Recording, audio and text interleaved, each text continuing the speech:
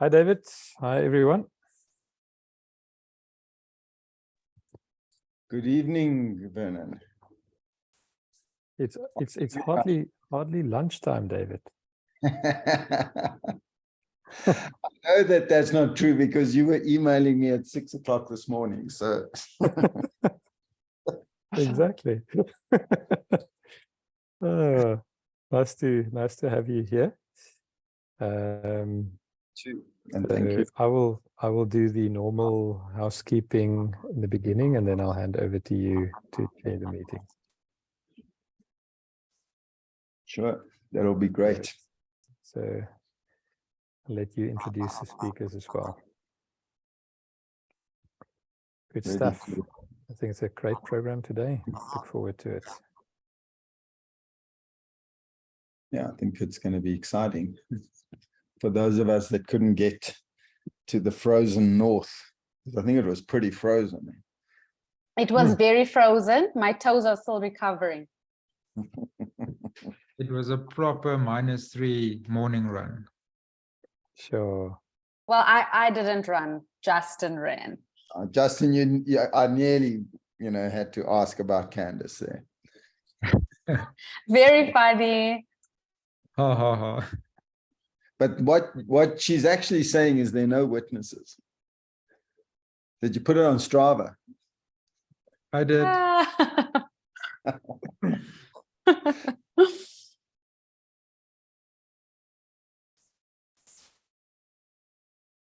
Yeah.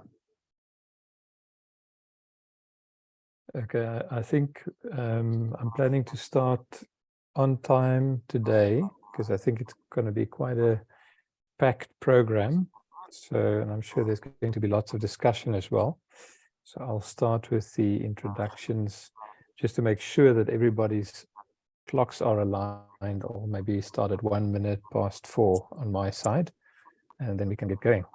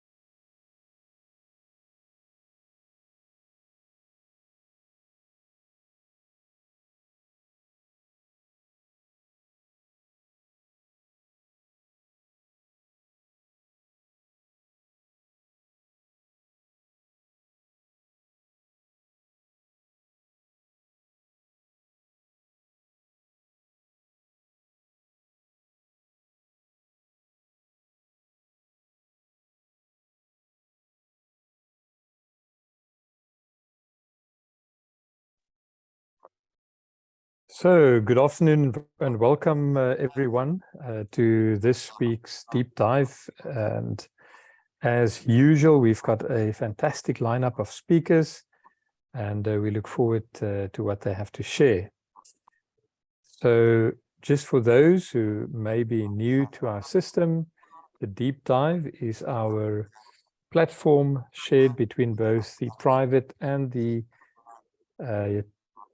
public sector doctors with any interest in hematology, and that could be, doesn't matter whether you're a clinical hematologist or a physician or a pediatrician or a hematopathologist, anyone with an interest is welcome with us. We do try to focus our discussions on our trainees, as the meeting often calls also to practice one day. So let's keep that in mind and also take part in the discussion. I really want to encourage those who've been around for a while to share their experience. You may not have been around for a long time to have experience in some of these very new things. So please feel free.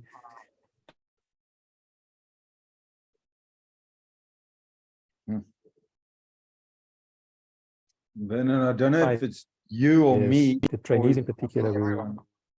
want But, your participation, contribution. The meetings are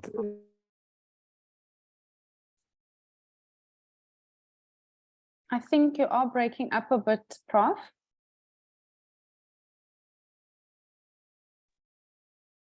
My apologies, everyone. It sounds like I was load shedding, just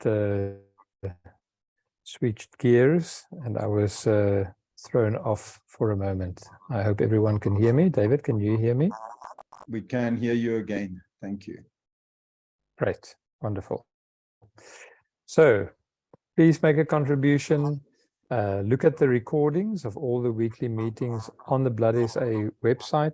I think there is fantastic stuff for exam review as well, for those who have not been in training for that long, and even for those who just want some great information for practice. Please go and have a look.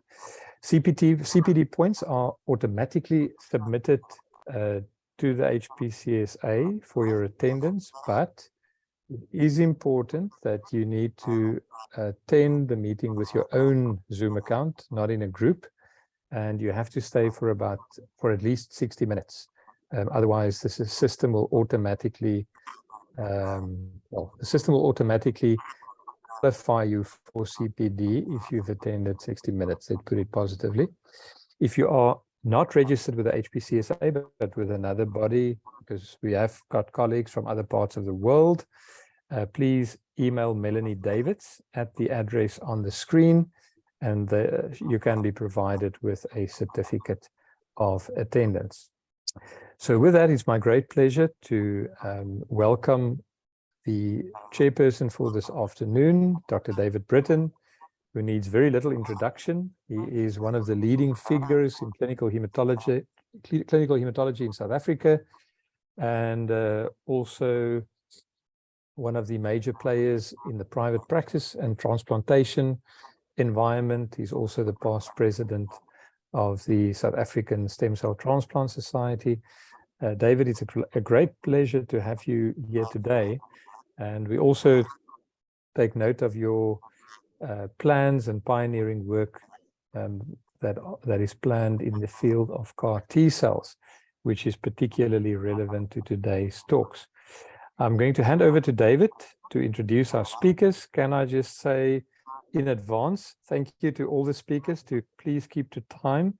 We only have 90 minutes. That's our agreement with our listeners based on previous discussions we've had with the attendees. So we've got 90 minutes. We want to have some time for conversation and questions. So if we see things are running a bit late, David might send you a little message. Keep your eyes out for that. But best of all, let's try and stick to time. Thanks, David. Over to you. Thank you very much. Okay. So thank you very much, Vernon, for that introduction. And I'm not going to use up too much of the 90 minutes. Irma's having some problems with sound. Can you hear us, Irma? Can't even hear. Well, I don't know how you answer that, but we'll see. Maybe we'll have to shuffle some of the talks around. I don't think there's a medical student that hasn't sort of gotten excited by the idea of using the body's own immune system to fight cancers.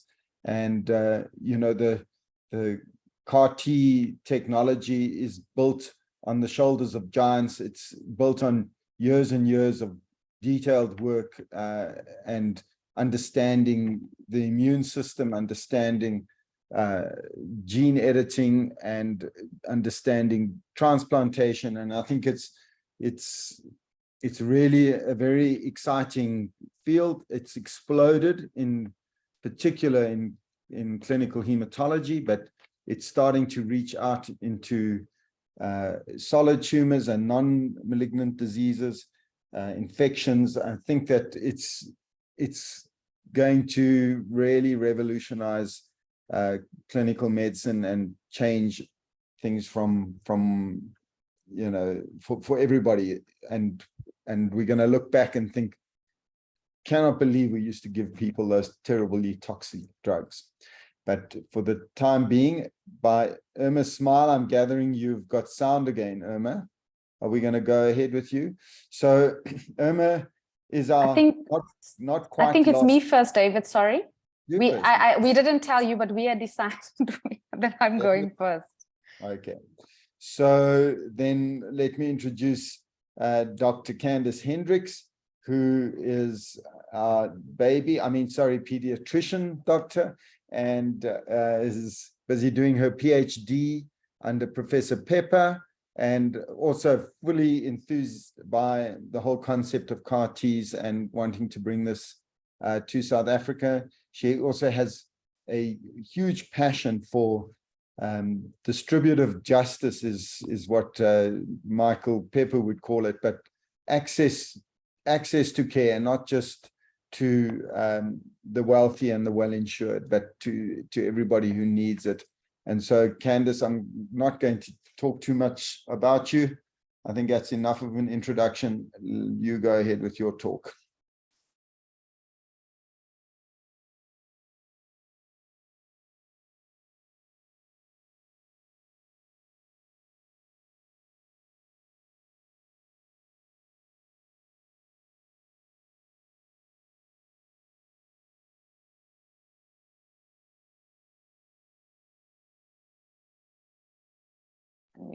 Hi, can everybody see that, and can everybody hear me well?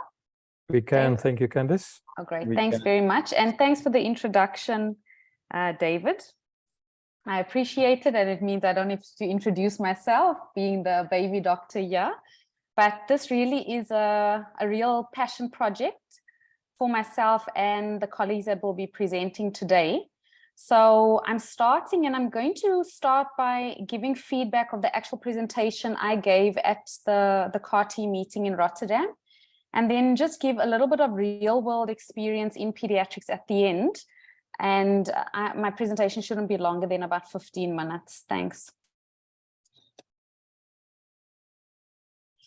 Okay, so I like to share this picture because as a pediatrician, I'm very proud of the fact that this is actually a treatment that started off in pediatrics. So this is Emily Whitehead, for those who don't know.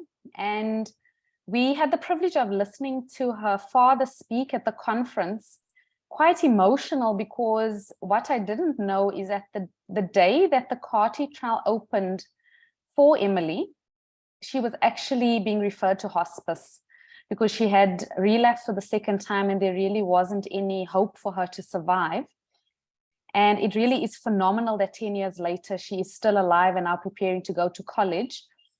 And I really believe that it is this absolute success that actually catapulted CAR-T cells to the fore, because had she died, perhaps people would have been a bit more tentative. But the fact that a child this ill made people think that, wow, I mean, this is really something new and amazing that we can offer our patients. So yeah, what is also quite interesting is that Emily still has circulating CAR-T cells 10 years post the infusion, which is phenomenal. And she's still requiring regular immunoglobulin infusions. So it may be that is actually making her survive that long. So we know in South Africa, it really isn't that simple, because we have so many challenges to try and overcome before we can even think about regular CAR-T cell treatment for our patients. And the first most important barrier is that we are not doing nearly enough hematopoietic stem cell transplantations. We know this. So access to this modality, which is standard of care in high-income countries, we are not reaching. We only have one JC accredited unit at Netcare Pretoria East. And we know that the reasons for doing few transplants is multifactorial. We know we don't have enough donors and we have high genetic diversity. But thanks to the efforts of our donor registries, I'm very pleased to say that this week we had 2 African patients who had 2 local Black donors for the first time. Well, I can never remember that happening. And those are DKMS donors. So we really must thank everybody that is involved to try and make this a reality for our patients. The other thing that we need to do better is that the size of the problem to be solved is not known. And when it is not known, it cannot be advocated for. So we know we're not doing well enough, when it comes to registries and keeping, count of the number of patients that could actually be helped with a therapy such as CAR T cells. So when we write papers, we are actually extrapolating a lot of data, which, I mean, it's good to write the papers, but it would be better if we actually knew ourselves how big our problem was. And then in terms of cell and gene therapies themselves, we have no regulatory framework. And we know the cost of the commercial products presently is about 4 to 6 million rand per patient. So even for insured patients, that is probably not going to become a reality in South Africa. And that means we will need to manufacture these products locally. And in order to do that, we have to acknowledge that we have a skills and infrastructure shortage, and we need to try and overcome that. So this is just for those who don't know, this is from the EBMT 2019 survey, documenting how many transplants we are actually doing and reporting to the EBMT. So we know that we have multiple private centers catering for adults in South Africa. To my knowledge, it's only Red Cross and Albert Lutuli that are public units that are actively transplanting patients. I know Barra is starting up as well. I'm not sure of anyone else. And please help me if I have missed them out. But there were 134 allogeneic transplants recorded on that survey. Now, high-income countries are doing about 30 per million per annum, total population. And if we just halve that and say 15 per million per annum, we should be doing 900. In pediatrics, our services are even more fragmented. We have 2 sort of regular under 12 years old units catering for children, with many others doing teenagers. And then we have 2 public units at Steve Biko and Red Cross that are doing public sector patients. So on that survey, only 23 patients under the age of 18 years had received an allogeneic transplant. And if we extrapolate that at 4.4 per million per annum, we should be doing about 240 to 250. And we have no pediatric JC accredited units because we do not have sufficient scale.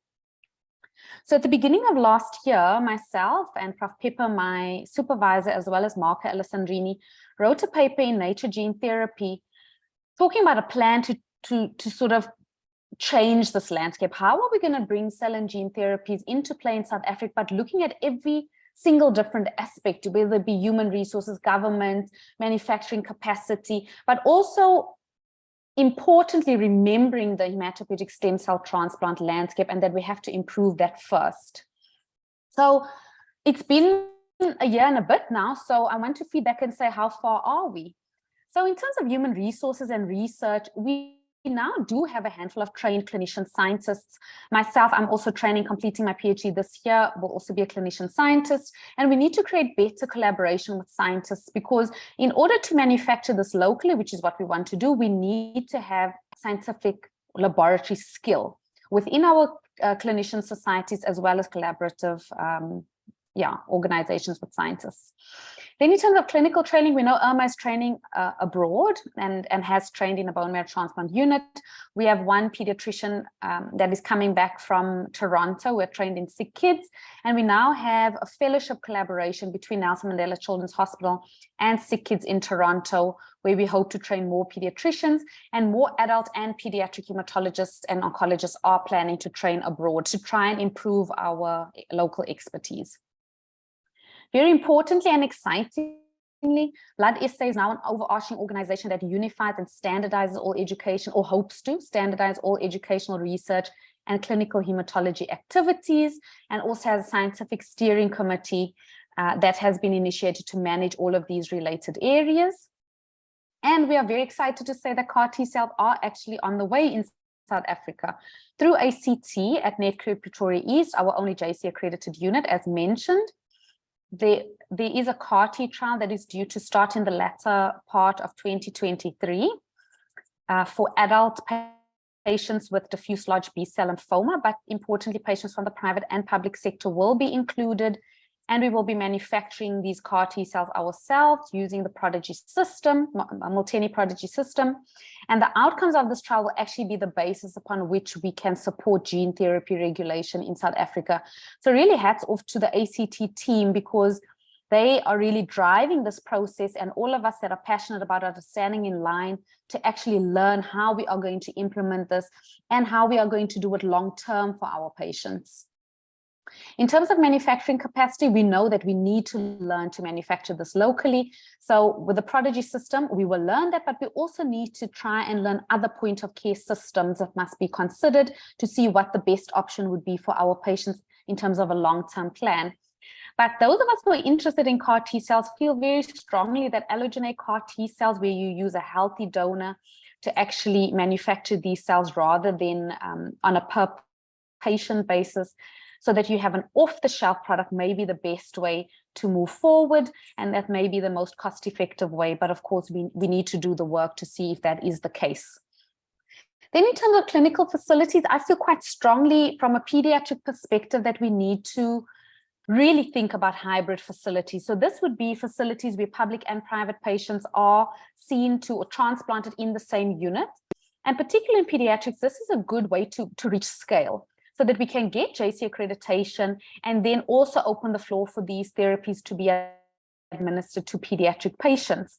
And what these sort of largest units do, and of course we need not just one, we know we need multiple units to actually get to the numbers that we need to transplant. But if we have units of scale, then those units provide the standardization of management and protocols that they can then be extrapolated to other units. And importantly, so with funding, there are two aspects. I'm going to start with the second one, which is that in hybrid units, of course, we are all very scared of, what will happen if it's a private unit and we're managing a public patient. Will government pay? And something that we have discussed, and I've definitely discussed between David and myself as well, is should we consider providing these transplants at a capped rate to government? So work out a predetermined value so that government pays that value and knows that every transplant will be that value. But we know that patients complicate and may end up in intensive care, etc. So is there a way that we can subsidize the additional cost from a non-governmental organization or the private sector for those patients where the transplants actually cost more than the capped rate? And then in order to advocate for firstly transplants and secondly cellular therapies, we need these sort of funding models. So we know the government is already paying for transplants, or not transplants, the therapy for patients that require transplants. So a high-risk acute myeloid leukemia patient that we know may need transplantation, that doesn't reach transplantation, we don't necessarily stop treatment. So we continue treating them, in the hope that we will extend their life, but knowing that we will not save them because they cannot access a transplant for whatever reason.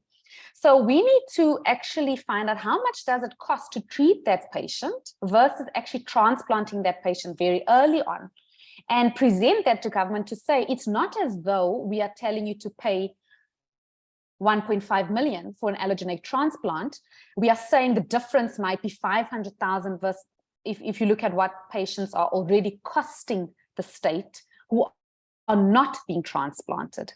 And in the second funding model that we need to look at is to say, for cellular therapies, of course, patients that require cellular therapies, we know have failed 2 or 3 lines of therapy. So that is sure demise versus life. So the loss of life.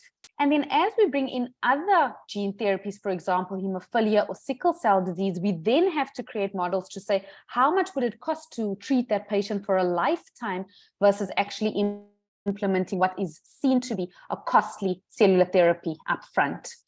But what is known is that government participation and funding is critical to ensure the sustainability of a cell and gene therapy service in South Africa. So advocacy is key, and we have to advocate with data. We have to do our work, and we need to get organized with our registries. But I truly believe that it can happen. And from the feedback after this talk, myself, Justin, and Irma were inundated with people that came to us afterwards, offering their help and support, whether private companies, non-governmental organizations, management, to try and see how we can make this a reality. So even though it may seem like Mount Everest at the moment or an insurmountable task, it absolutely, in my opinion, is possible if we get the right group of people together who are singularly focused to try and make this a reality for our patients. So that is just the feedback from the talk, so we can have questions after. But then I just want to share two papers that were presented at the conference, particularly dealing with pediatrics. We know that the breakout trial for CAR-Ts in pediatrics was the Ileana trial, and they looked at patients between the age of 3 and 21 with tisagenlecleucel. I don't know who came up with these names. It can also be called Tisacel or Kymriah. And this was published in the Journal of Clinical Oncology 2021. So this was a multi-center study looking at 185 patients who received Kymriah in about 15 centers in the United States over a period of about 2 to 3 years. So the first graph here is overall survival. If we just look at the 1-year overall survival, looking at, I mean, these are critically ill patients, we have 72%, event-free survival at 1 year, 50%, and this is duration of remission, so at 1 year, 62%, and then this is a B-cell aplasia seen, so 57% at 1 year. But importantly, what they tried to extrapolate is who did better and who did worse. So very clearly, those who had a high disease burden, which is this green line at the bottom, did much worse than those who had no detectable disease or low disease burden prior to infusion of therapy. And the differences are quite stark. So this is also duration of remission and duration of B-cell aplasia. So if you look at 1 year overall survival for those with no detectable disease, 95% versus 58% for those that had a high disease burden. And then event-free survival of 31% versus 72%, and that goes on. So the questions that arose from here is it the disease biology? So is it just that the patient has a high disease risk phenotype, and that is why they are actually not responding? Or is it a modifiable factor? Should we actually debulk and try as much as possible to get these patients into a remission before we give the CAR T cells? But we know that these are the really extremely high risk patients and that the need for CAR Ts is quite striking. And when I spoke to some of my colleagues abroad, it does appear that about, well, in this one center in Italy in particular, about 1 in 4 patients are only needing CAR T cells. But 3 or 4 patients actually are requiring transplant post CAR T cells. So which brings us back to persistence of CAR T cells and Emily's story, because what we need is the healthiest T cells that can survive the longest, because the longer we actually get them to survive, the deeper the remission in these patients and the longer they survive. And the second one, which is very interesting, is actually a group of infant leukemia. So remember I said the Ileana trial was 3 years to 21 years. So those under the age of 3 years were actually excluded in that trial. So when it was made commercially available, of course, it was now available to all, including infant leukemias. So this was 35 patients, infant leukemias, all under the age of 1 year, that were treated in 15 hospitals in 10 European centers. So yeah, so just looking here on the left, we've got overall survival. So overall survival at 12 months is 84%, astonishing, considering that about 40% of these patients had already had blinatumomab, 40% had been transplanted already, so an extremely high risk group of patients. And if you look at event-free survival, 70%. So this was looking at event-free survival according to the Ileana criteria, which appears to have been less strict. So they then did stringent event-free survival. So what this means is that it was any MRD. So I think in the Ileana, they had, you know, sort of a 5% cut off, but this is any MRD or any patient that then required any additional treatment within that year. So you can see that drops to 41% at 12 months. So it is showing that really at the time of receiving CAR T cells presently, we obviously hope that that will change within the next decade. Patients are extremely high risk, and we really need to try and find a way to get even better CAR Ts into the system. Of course, we're looking at 41% when it would have been 100% death, because these children were all going to die in the absence of CAR T cell treatment. And this is what makes it exciting. But in South Africa, to try and make it cost effective, we are obviously looking to the high income countries, always on top of the research that they are doing, to try and see how can we make it better, to try and get, to have fewer patients that have a transplant, then relapse, then get CAR T cells, and then still need another transplant, because that is very costly and may not be cost effective in our setting. So this was just something that's quite important for me to see. How are these therapies actually faring in the real world? And then importantly, so this column on the left is patients who received the Tisa-cell infusion in the study, and this is the Ileana cohort, which was the initial trial. And it does show that the toxicity in the Ileana trial was much, much higher in terms of cytokine release syndrome and neurotoxicity.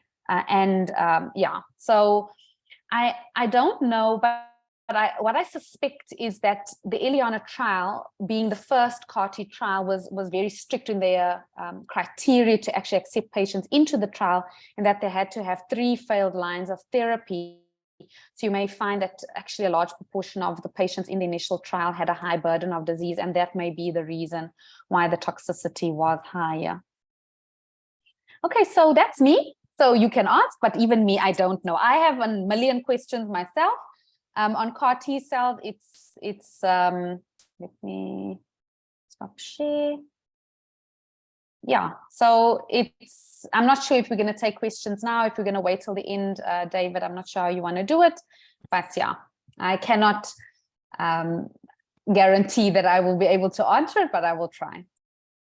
I think, if you don't mind, I think we should do the question time at the end when we've got the whole panel.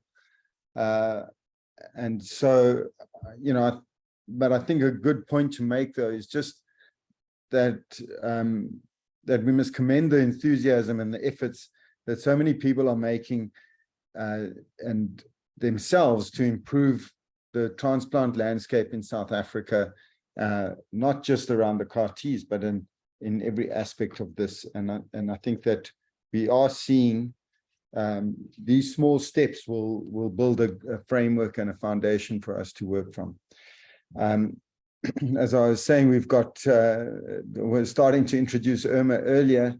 She's our hopefully prodigal daughter who will return and has relocated her whole family to Canada to learn about the clinical management of patients with CAR T cells. We see her commenting on the local platforms and giving talks and sharing her experience, and for which we're very, very grateful to have a kind of eye directly into the system. So, Irma, we look forward to your take on both the EBMT meeting, but also on it and contextualizing it for us in South Africa. So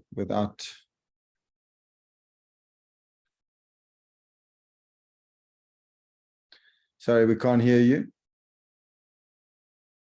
Unmute. Oh, That's okay, better. Sorry. Okay. I am going to share my screens shortly. Let me just get back up here. Yes, I suspected that my talk would overlap with Candace's, because we met each other at the meeting, at the EBMT meeting, but we actually have a lot of our passions in common. So it was such a pleasure to attend this meeting, and I'll dive straight into it. Thank you also for the introduction. I truly recognize all the efforts that you guys have been doing, and we can only learn from each other in so many ways in the future, and I'm really looking forward to coming home. Okay, so diving straight into my talk, I was privileged to have attended this meeting because of a case that I submitted, which was accepted as a poster. Now, I didn't really feel that the specific case, it was an adolescent with ALL, was it was not really befitting the theme of this this session, which is to bring CAR-T to South Africa, but I'd be happy to go over the details of the case when we discuss ALL or in the BMT classroom in the future. But it was a link for me to a way of attending this meeting, and I'm so glad that I did. I think we should keep on attending this specific conference, and what has sprouted from this conference, the enthusiasm in supporting us, or willingness to support us, has really been phenomenal. There's not going to be even a vague possibility to share with you all the things that I'm personally interested in, such as the fantastic lecture on the microbiome and immunotherapies. Fantastic, even extrapolation to the stem cell transplantation side that are immediately applicable. Fortunately, due to time, no possibility of sharing that with you. And also the extension to other kinds of diseases. So the extension to solid tumors. There was even a poster on AML, CAR-T and AML. So people are looking widely. The applicability of CAR-T cell therapy is just going to grow. It has absolutely exploded, as everybody has been saying. Just one speaker from Switzerland mentioned that there were currently 5 CAR-T products in Switzerland. By next year, there will be 15. So our knowledge is exponentially gaining momentum. So I just want to share with you some of my takeaways of CAR-T in multiple myeloma. Thinking that myeloma is one of our bread and butter diseases, and we have so many patients with myeloma. Then I want to focus on the toxicity management, because not because I think that people like David need teaching on this, but I think in general we need to understand the toxicities, and the majority of people in South Africa or doctors haven't been, and nurses haven't been exposed to CAR-T cell therapies. Then I attended a fantastic session on ethical perspectives. Big passion of mine is nursing training, and nursing specifically in CAR-T and stem cell transplantation, and then in building the capacity for bringing CAR-T to South Africa. So in terms of what we know for myeloma, sorry, I just want to get rid of something here on my screen, which I don't know, I can't. Okay, doesn't matter. What we do know is that ide-cel and cilta-cel are 2 CAR-T cell products against the B-cell maturation antigen receptor, and these have both been approved both in Europe and in Northern America. Just to say, they're not available in Canada yet, and it's proving quite difficult. It's been very, very interesting to me to see how CAR-T, how difficult it is to bring CAR-T morning. It's morning here. How CAR-T has, how difficult it is to roll out CAR-T even in Canada, and the struggles that we in British Columbia are facing. So we know, back to myeloma, sorry, I digress. CAR-T cell therapy has phenomenal statistics in myeloma, with the overall response rates and the complete remission rates in this heavily pre-treated elderly, mostly population. So I just want to say that I have seen that multiple myeloma in Canada is managed more like a chronic disease and less of a fatal condition. Although we tell the patients, look, it's incurable. I have rarely seen what I've seen in South Africa. I see patients with a quality of life. I see patients living much longer than our average poor myeloma patients in South Africa. Of course, I haven't worked in private yet, but my feeling, I've seen 87-year-olds who have lived 20 years with multiple myeloma and is still walking around, still having quality of life. We're still talking about quality of life for these guys. And my heart bleeds, absolutely bleeds for the South African myeloma population. So CAR T-cell therapy will eventually become part of the first-line therapy for our ultra or high-risk patients. It will challenge how we think about offering autologous transplant. It will become part of earlier lines of therapy in the non-transplant eligible newly diagnosed patients, because the side effects are mild. So interestingly, these guys don't have high rates of cytokine release syndrome or the neurological toxicities. They do very, very well. And you'll see on the toxicity, when we get to toxicities, they do not even have these long persistent cytopenias that we see in other disease groups with other products.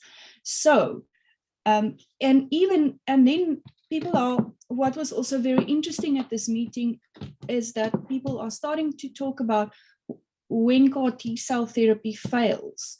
So I would like everybody to understand that as our understanding of CAR T expands, we also realizing that this is not, that it's not, unfortunately, a cure for all, not even in our ALL or our lymphoma populations, and definitely not in multiple myeloma.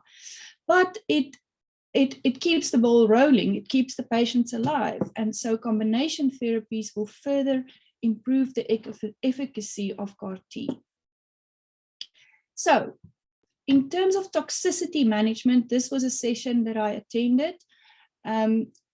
Look out for this publication. They say it will be available in April. I'm not sure which journal it will be ultimately published in, but we had an excellent session on the management of these toxicities. I would like to spend a few slides showing you that. So we've come a long way in understanding CAR T in the acute setting. What has transpired now is one of the biggest problems of the CAR T is the incident of prolonged cytopenias. People honestly do not know what to do with this. I am currently working in the lymphoma group, and my boss, Laurie Sten, is a preeminent specialist in DLBCL. And even in our post-CAR T patients that we're managing, we don't always know what to make of all these symptoms in the post-CAR T setting. So some people have no cytopenias, but they have persistent coughing or one after COVID. We send them to immunologists. We try our best, but we really don't know. There's a lot we do not know. So what we do know is that these cytopenias in the first year, especially the first year after CAR T, is a nuisance. So think about it. A patient with persistent thrombocytopenia cannot return to their hometown. In British Columbia, I liken the distances in British Columbia to South African distances. So somebody living in Prince George, it's 10 hours drive from Vancouver.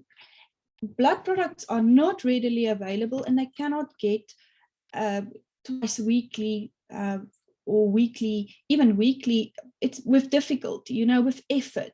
can they receive platelet transfusions. So say 6 months in, so patients have to change location of where they stay. This is very similar for South African patients who have to travel to be transplanted.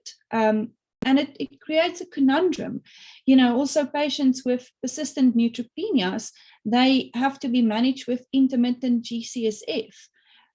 But for how long do you keep going? How many marrows do you do to check in between if it's not disease relapse, and the uncertainty that these patients are living? So it's a really, really practical bother, these cytopenias that are persisting. So most of them, if you look up at the second row, actually, I didn't highlight it with a marker, but all of, and in the early trials, in the trial Zuma 7, Transform, Belinda, all of them have more than grade 3 general adverse effects, and actually more than standard of care, which is allo or auto transplant.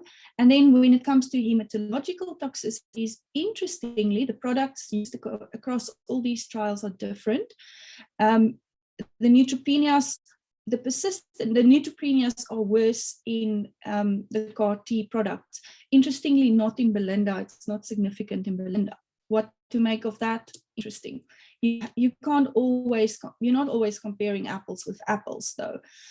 So severe, now we get to severe hematotoxicity. Now, again, people who are interested in the CAR-T field may know this, but I'm not speaking to you. I'm speaking to our general hematological population now.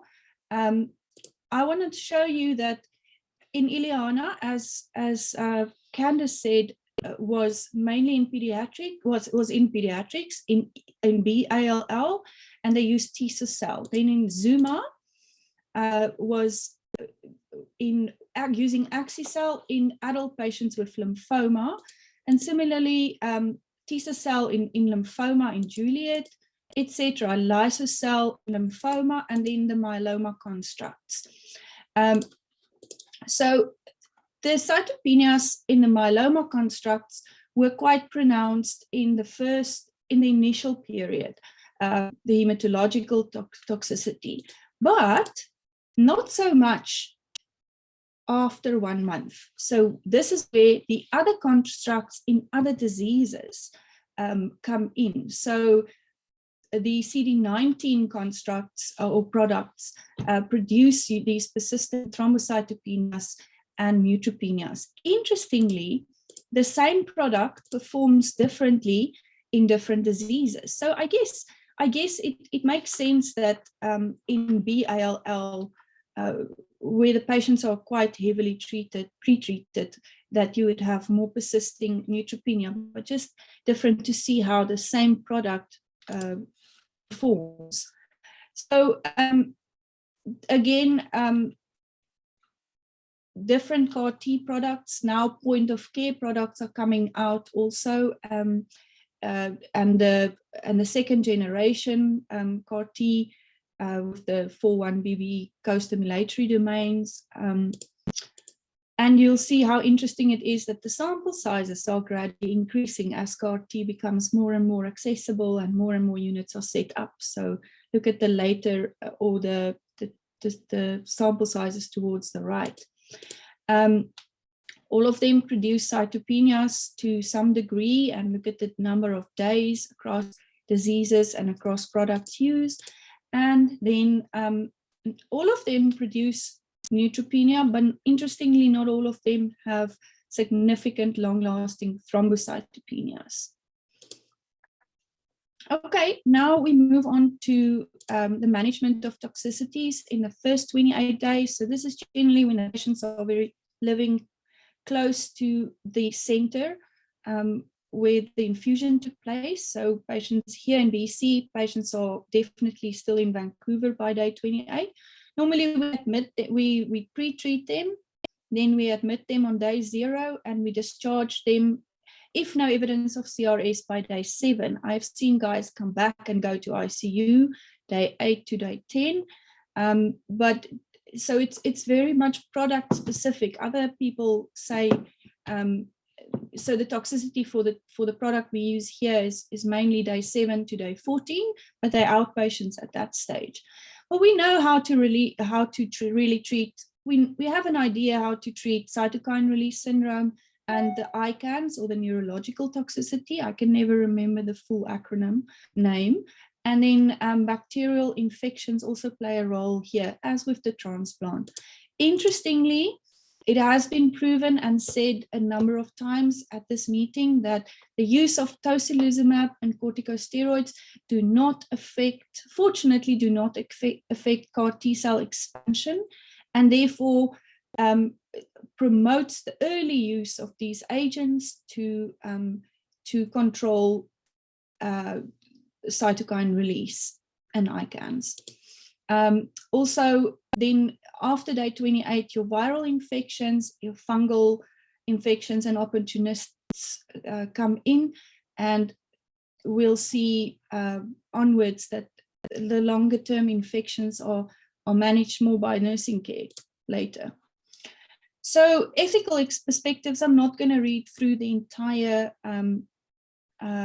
slide, but I just want to say that we face in hematology and hemato-oncology, we face a wide range of ethical considerations. And often things that I face with are, what are the wishes and the best interest of the patient, and how much information should I give? How much information should I give up front, and to whom? And when, how should I stage it? Should I gradually introduce things? Should I tell them all up front, but then you scare them to death and they panic and they're totally anxious? Or how? And every person is different. So what is the patient's capacity? What are their level of education? How savvy are they about their disease? Different professional opinions, not quite adequate resources for things that we're all familiar with very well.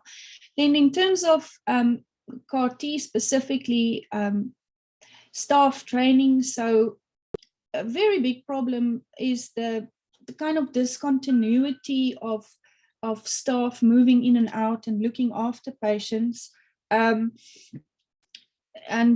who says what to the patient. So things that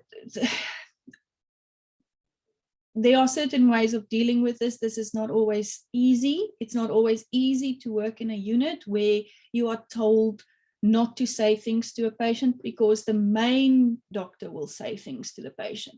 It was difficult for me. Then in terms of clinical trials, at the moment, I'm very involved looking after patients in clinical trials. I'm not always convinced that it's in the patient's best interest to be enrolled on the trial, but I keep my mouth and I don't say too much. I'm just observing a fly on the wall. And then in terms of equity of access, this will be a big problem for us. Who should we offer what to? Should we offer CAR? There's no age limit to CAR T. I've seen 82-year-olds receive CAR T cell therapy. Not much older than that, but generally, these patients are being referred or considered. Well, should we give it to the 75-year-old businessman, or should we give it to the 45-year-old shepherd from the Eastern Cape? These are the how are we going to negotiate these ethical considerations? Then countries like us who are manufacturing are going to have to manufacture or use point of care. We need to be we're not going to be, as Candace said, we're not going to be able to afford the commercial products, unlikely. So the quality of our manufacture, all those things are very high on the ethical agenda. Now we move on to the next thing, and I know my time is running out. I'm already over time, but the optimal care of patients requires a multidisciplinary team. I am extremely passionate about nursing training. I feel our nurses have been very neglected in the stem cell transplantation service, and we do not invest enough. We do not consider the perspectives of our nurses. Experiences of patients are absolutely enhanced the better our nursing staff are educated. Nursing is fantastic with the integration of palliative care, and we have to establish clinical nurse specialist roles. We have to honor our nursing colleagues more and bring them up to speed with where we are. This is a challenge because we have to come up to speed to where the world is, because we are currently behind in terms of our not only CAR-T, but our stem cell transplantation services are behind. And I know South Africans do not like to hear this, but this is true. And we are working on it, okay? So 2 posters that were up with in the poster arena, just showing the role of the advanced care nurse practitioner in looking after CAR-T patients. These people lighten the load on the doctors. So in patients who are more than 1 year out of CAR-T cell therapy, this the first poster shows the role of the nurse practitioner helping us to promote adherence to the vaccination schedule. I thought this was interesting because next week is on vaccination post-T, and if you actually have a nurse driving this, you can relax as a doctor. In fact, the BMT service in Vancouver outsources this to an immunization clinic. Patients are not immunized in their clinics. They don't take responsibility. They give the patients a schedule, and off you go. It's totally more a primary care thing. And then, but look at the titles. So the top poster is from Spain, and the other one is from, the bottom one is from the UK, say a CAR-T nurse specialist. And these people have developed kind of a clinic with CAR-T nurse specialists who follow up patients on a regular basis with 30-minute virtual visits. And they take a full review of systems during this 30-minute virtual appointment, and they send out a questionnaire pre-visit to the patients that has to be returned on quality of life. And then all quality of life issues and things, the patients are then adequately referred by these nurse practitioners, whether they have to go for an examination by their GP or their hematologist in person, or they need to be referred for psychological care. But these referrals are then made, again, lightening the load on the acute care team. I think this is crucial that we train up our nurses to assist us in this way. Okay, so I thought this is where Candice and I are going to overlap a bit. So this is the article she referred to, and she didn't beat her own drum. We must just shift along a little bit, otherwise you're going to have to negotiate with Justin on time here. No, I'm almost there. So I want to just congratulate Candice and Michael for this phenomenal article. I have more or less wanted to say the same things than her, but my interest is in basically the human resource capacity, strengthening that. And these are the aspects that she has fortunately already mentioned. Then a very interesting lecture. I have attended some of the nursing sessions, and a very interesting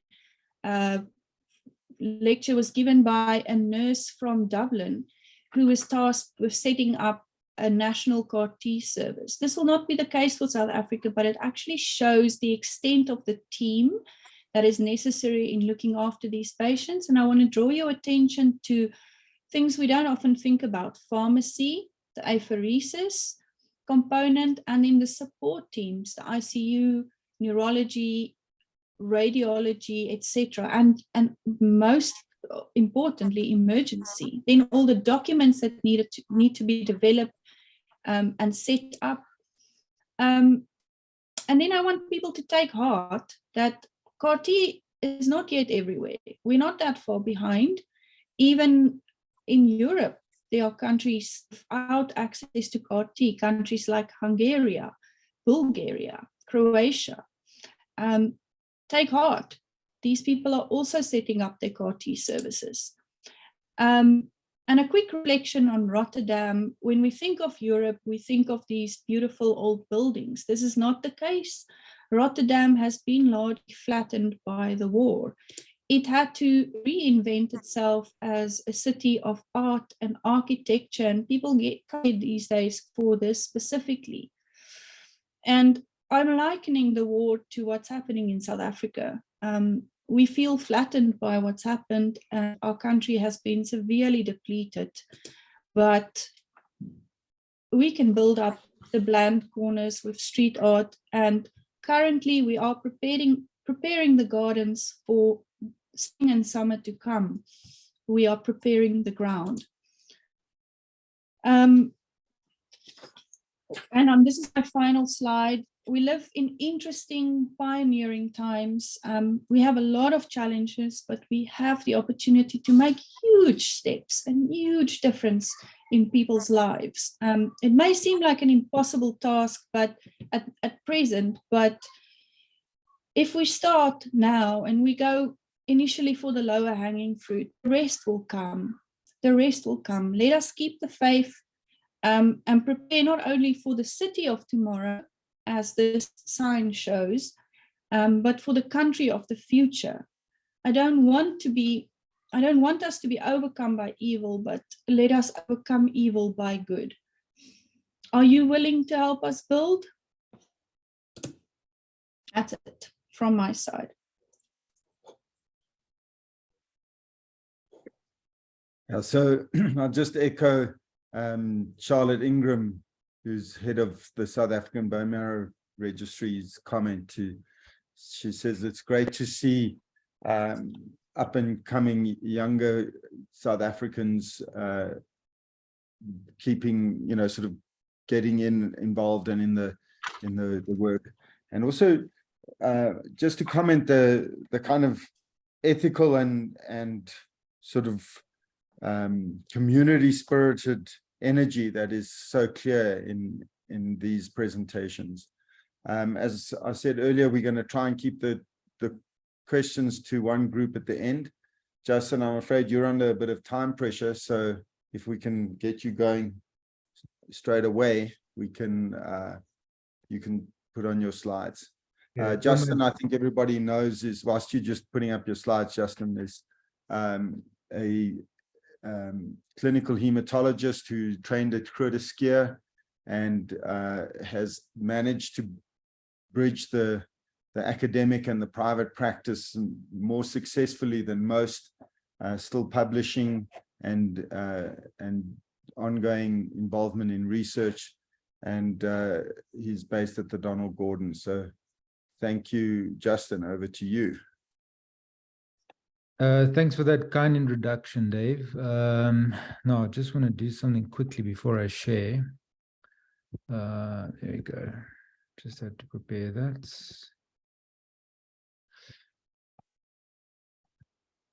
Okay, so it's very interesting because each of us are actually trying to present a different part of what we've learned at the CAR-T cell meeting. And I'm glad I'm not overlapping with anyone at this point, but I will just briefly outline what I've learned. So I'm going to discuss commercial versus academic point of CAR-T cells, especially at hospital clinic in Barcelona.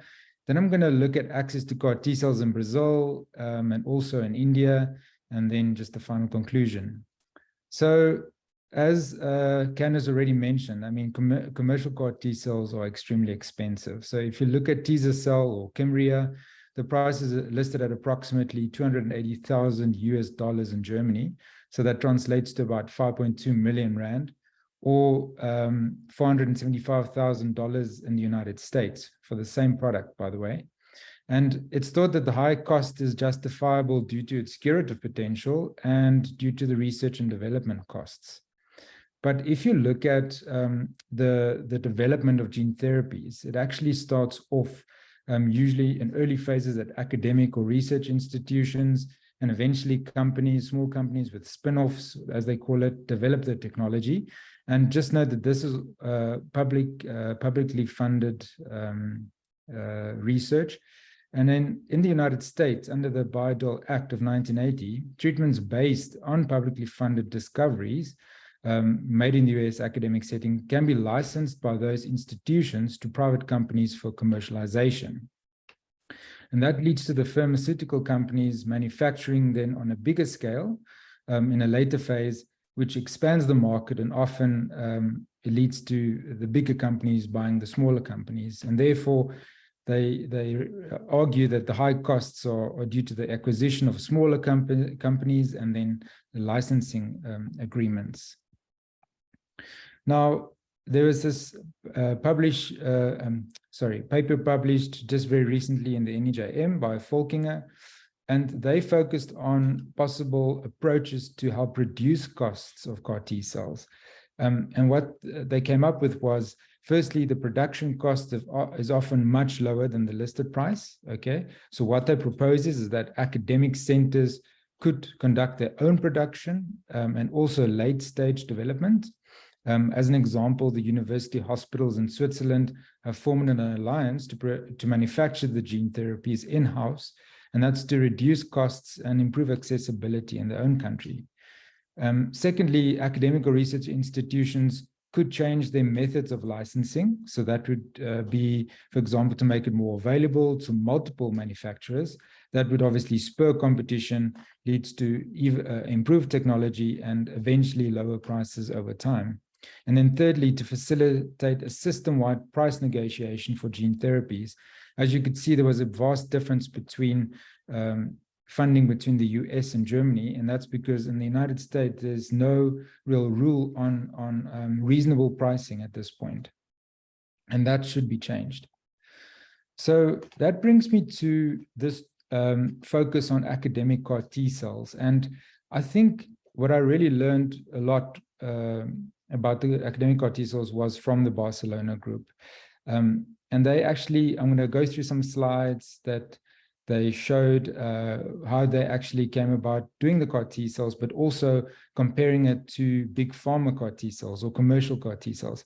So they had to illustrate feasibility in the academic center, they had to prove non-inferiority in efficacy and toxicity, reproducibility, to create a network of academic centers, recognition by their health authorities for reimbursement purposes, and then finally leading to a lower cost overall. So the construct that they used, it obviously looks like this part here is actually like an antibody part, the single chain variable fragment, as they call it.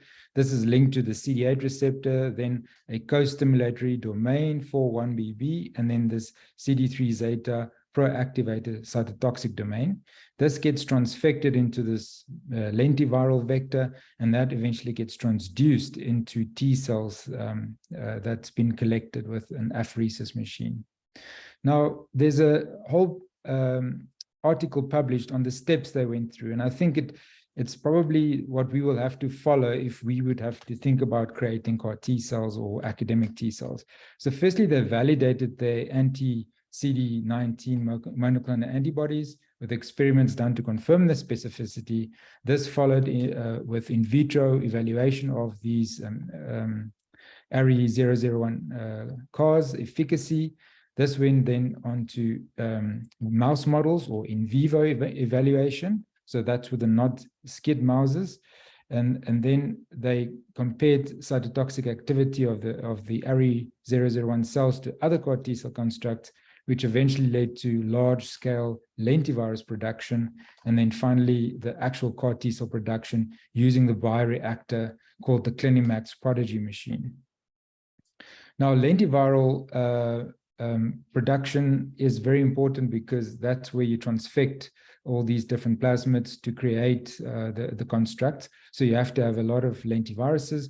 And what they use is this human embryonic kidney cells.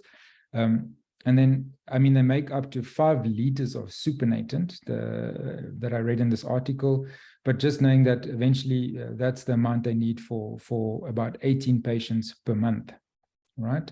Then the bioreactor they used was this Clinimax Prodigy machine. It's a closed system, so you don't get contamination. You know, it's almost like a mini sterile GMP facility within one machine. But cell selection, it can do with CD4 and CD8. It can even do T cell activation by certain cytokines, CD28 and CD3, and then T cell expansion by adding some cytokines like interleukin 7 and 15. Now, they showed us that their construct actually showed comparable consistency with point of care cell productions in comparison to other units in Europe. Okay, so they could show that. They also showed that there was comparable efficacy and a toxicity profile in the adult ALL setting. You can see here they treated about 52 patients, 90% were MRD negative at day 28. This was a median follow-up of about 21 months. The progression-free survival median was 10.39 months, and the 1-year progression-free survival was 44%, versus 27% at 4 years. Interestingly enough, they didn't show the amount of relapses, but 85% of those relapses were CD19 positive and the rest negative. And then they also showed comparable efficacy and toxicity in the context of myeloma.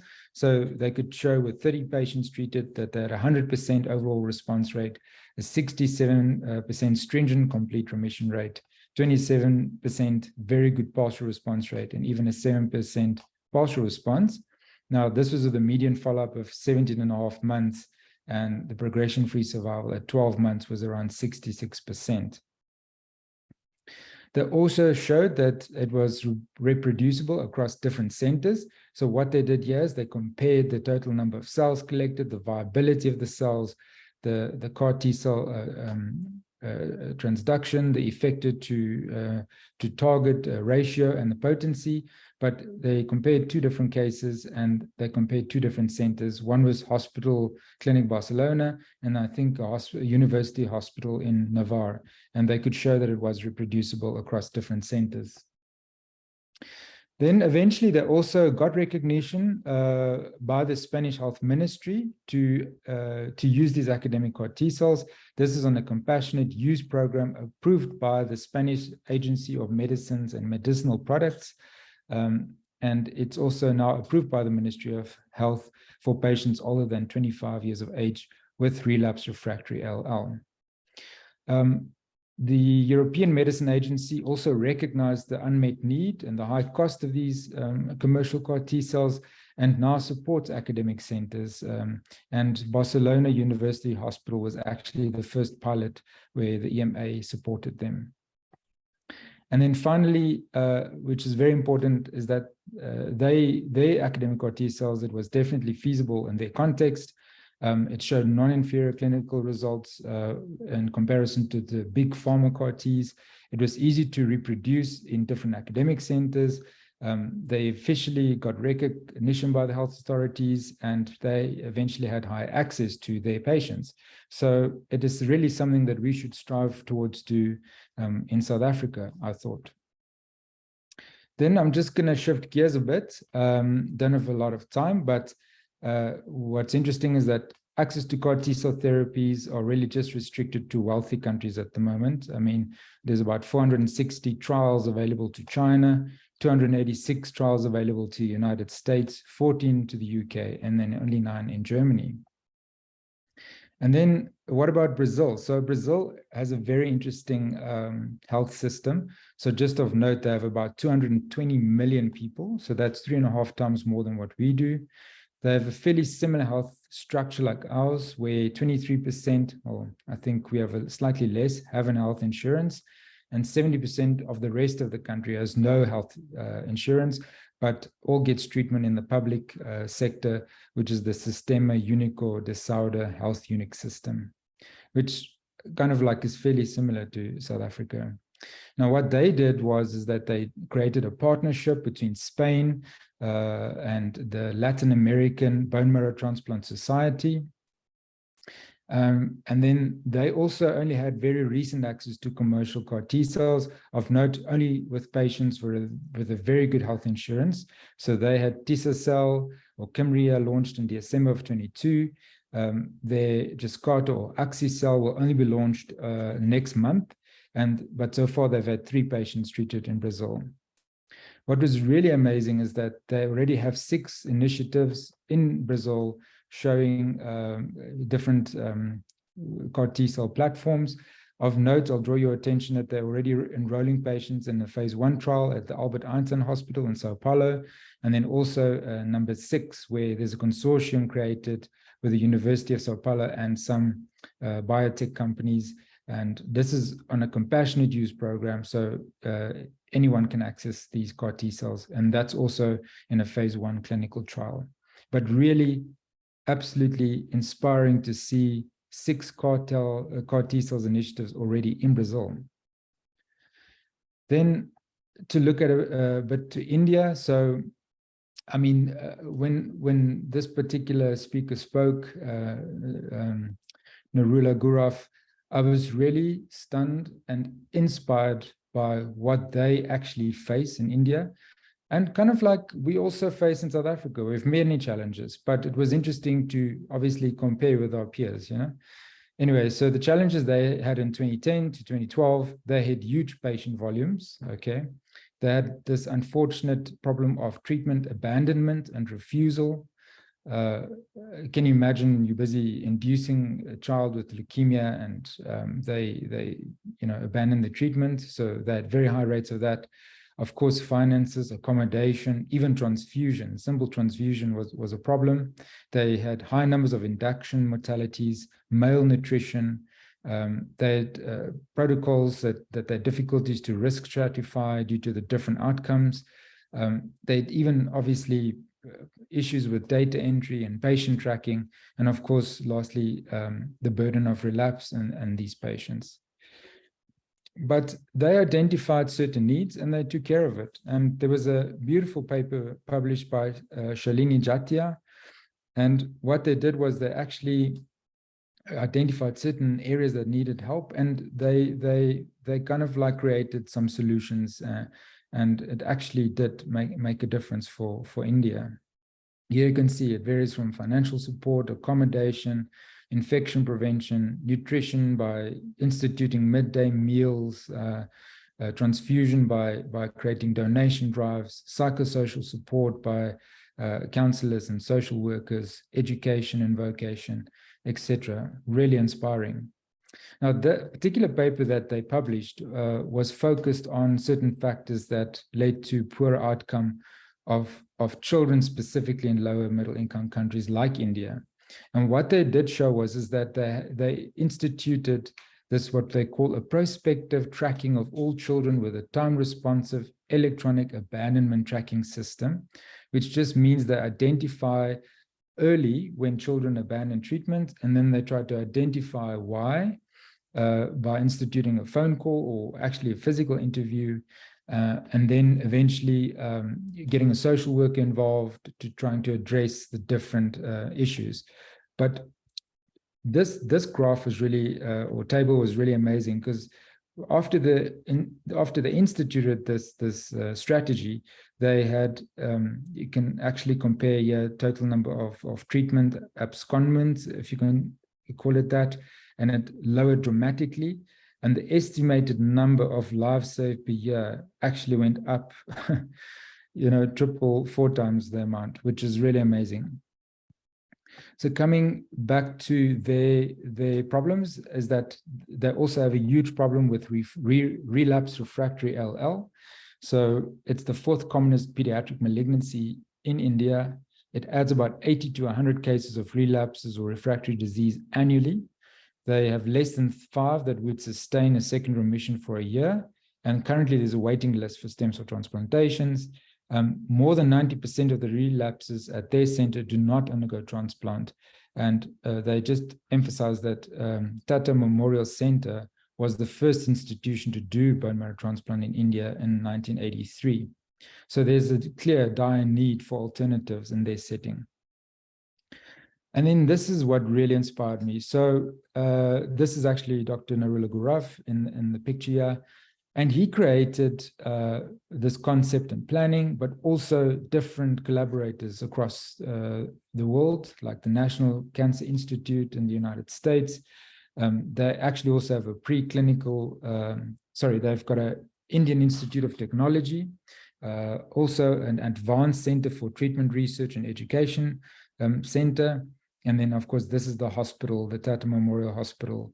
And he put all these people into,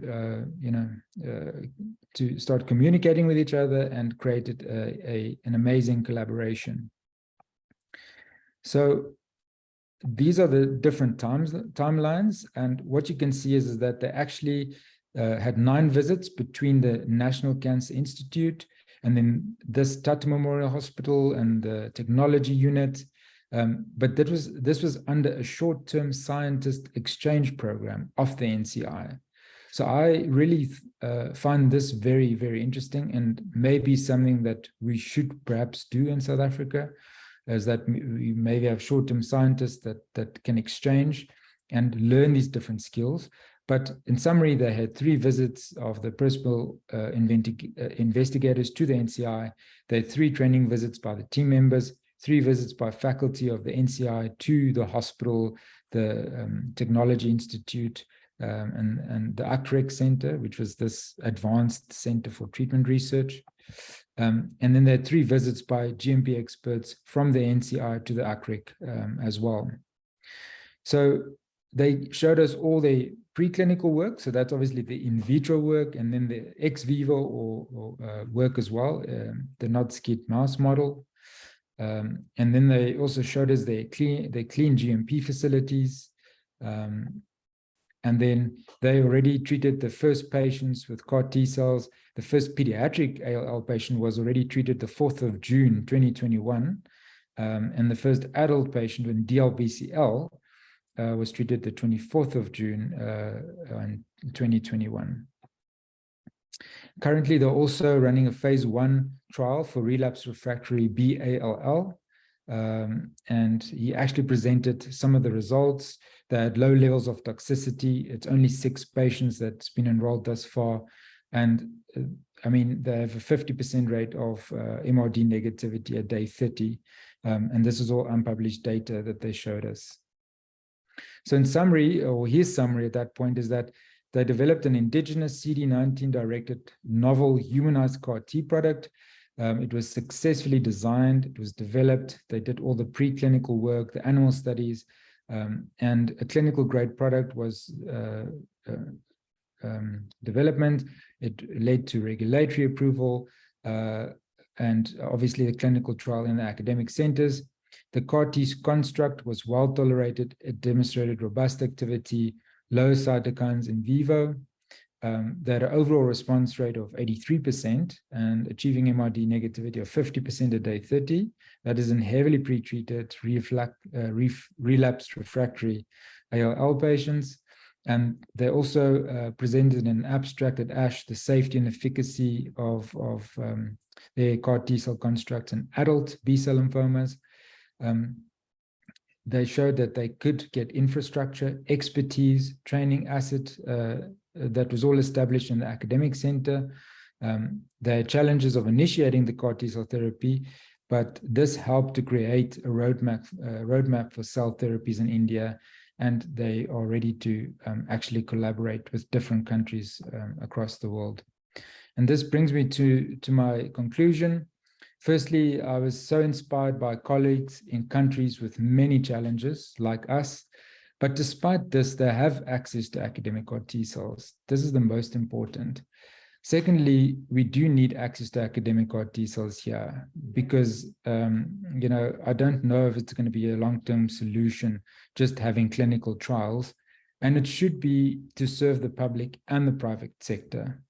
Of course, Candace reiterated and emphasized we also need to focus on access to transplant. I mean, there's a dire need in the pediatric setting, enhancing transplantation skill, working on infrastructure, quality management. But we should all remember that we are the custodians of the future of transplant and cell therapy in this country. And we really have no option but to do it. And so we need help. Therefore, I do think that collaboration, teamwork, and partnerships is vital to achieve this. I mean, no one should be left behind. So the other good thing was the night just before we flew back to South Africa is that Fanderson Rocha from Brazil actually sent me a WhatsApp message, and Gurav Narula, they created a group themselves, and they're keen to help us. So we will arrange intermittent Zoom meetings to understand how they went through all these steps and so forth. But I think the next step for us now is to create a CAR T-cell working party. At least we should start with getting the right people on board, or right people on the bus in different positions, maybe thinking about funding models.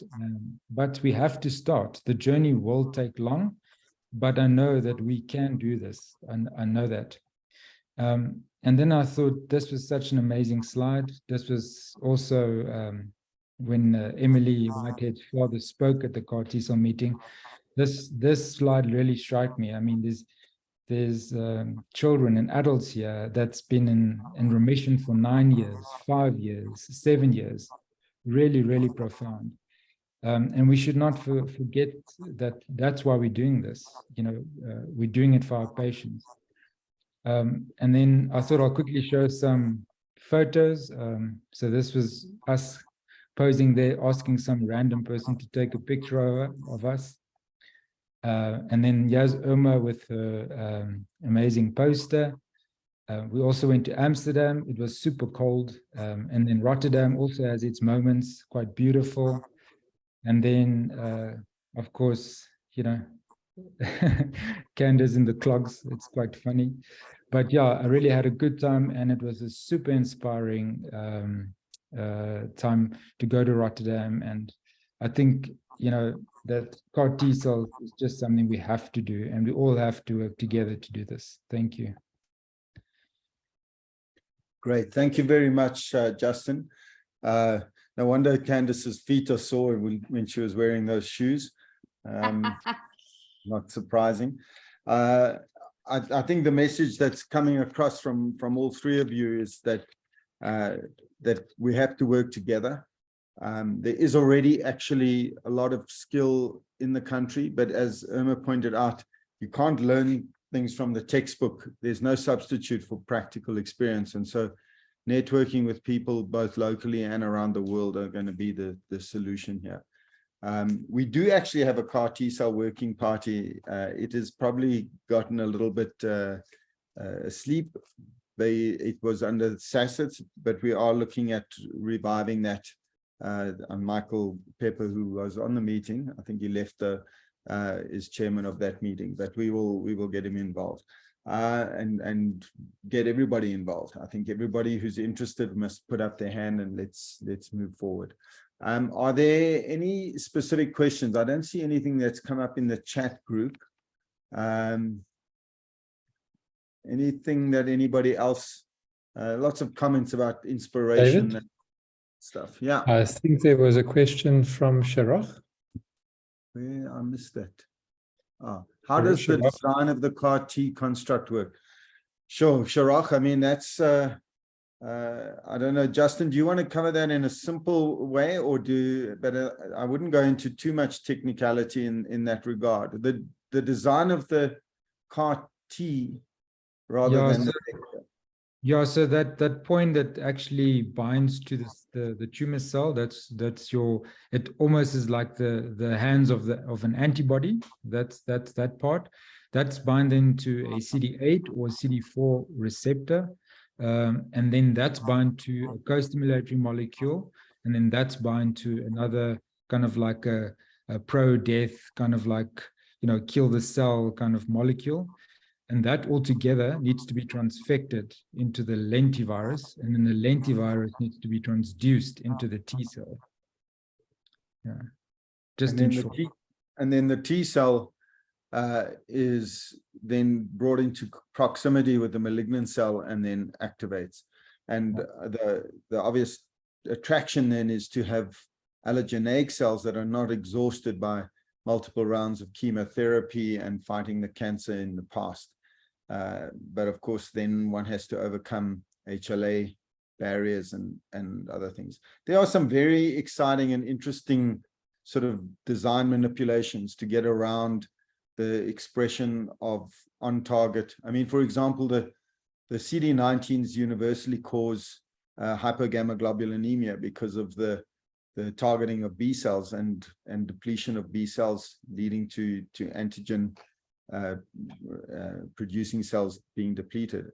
But that's an on-target effect. So there are lots of ways. I mean, that's a simple thing. We give them intravenous immunoglobulin replacement.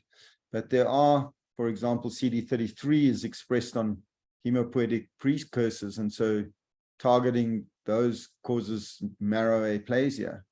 And so there are a whole lot of techniques to transplant with knockout or knockdown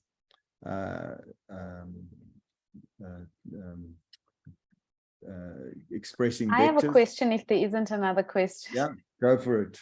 Whilst I'm waffling. I wonder if one of you can answer this.